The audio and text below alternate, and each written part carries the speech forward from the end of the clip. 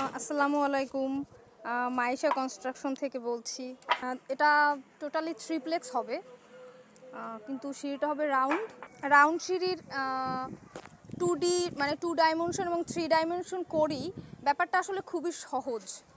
আমরা একটা মেজারমেন্ট করে 2 ডাইমেনশন করে দিই বা মানে 3D ডিজাইনটা করে দেই, দেখা যায় স্কেচ আপের মাধ্যমে আমরা খুব সুন্দরভাবে এটা দেখতে পারি আর কি।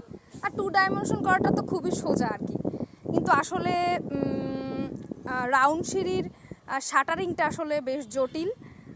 রাউন্ড সিঁড়ির শাটারিংটা করতে হলে একজন দক্ষ কারিগরের দরকার। আমরা যেটাকে ট্রেড বলি আর কি, বা রাইজারে এক একটা ডাসা শোল করে করে মারতে হয় আর কি।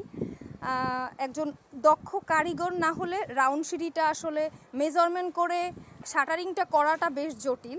দেখতে পাচ্ছেন খুব সুন্দরভাবে রাউন্ড সিঁড়ির শাটারিংটা করা হয়েছে। মাইশা কনস্ট্রাকশন বেশ কয়েক বছর ধরে ডুপ্লেক্স এবং থ্রিপ্লেক্সে কাজ করছে।